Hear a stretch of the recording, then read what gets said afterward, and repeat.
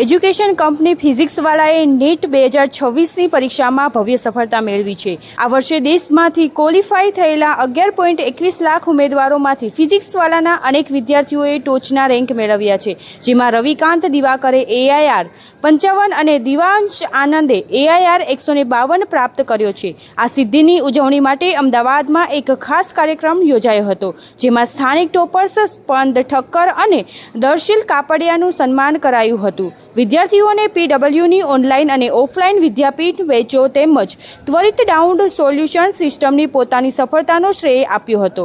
આ પ્રસંગે PWના ફાઉન્ડર અલખ પાંડેએ તમામ સફળ વિદ્યાર્થીઓને અભિનંદન પાઠવ્યા હતા અને સસ્તા તેમજ ગુણવત્તાયુક્ત શિક્ષણ દ્વારા દેશના દરેક બાળકનું ડોક્ટર બનવાનું સપનું સાકાર કરવાની પ્રતિબદ્ધતા દોહરાવી હતી. मैं सेंटर हेड फिजिक्स वाला अहमदाबाद के लिए काम कर रहा हूँ. राइट, आज का जो दिन है वो बहुत इम्पोर्टेंट है. आज नीट यूजी 2026 का रिजल्ट आया. कल रात को वो रिजल्ट आया और इस रिजल्ट में total all over India 22 lakh बच्चे जो है वो रजिस्टर करते हैं. इस साल 22 लाख में से 20 लाख बच्चों ने अपियर हुए और अपियर के सामने 20 लाख बच्चे जो अपियर हुए हैं उसके सामने केवल और केवल 1,36,000 सीट्स अवेलेबल होती हैं.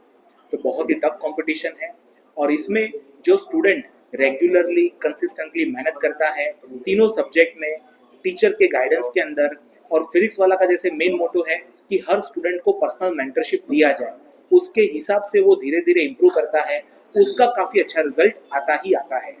इसके साथ we are very proud to announce you that कि हमारे यहाँ पे एक स्टूडेंट स्पंदन ठक्कर, जिसने बहुत बढ़िया मेहनत करके 2 साल का लंबा चौड़ा कोर्स कंप्लीट करते हुए उसने नीट यूजी में 720 में से 675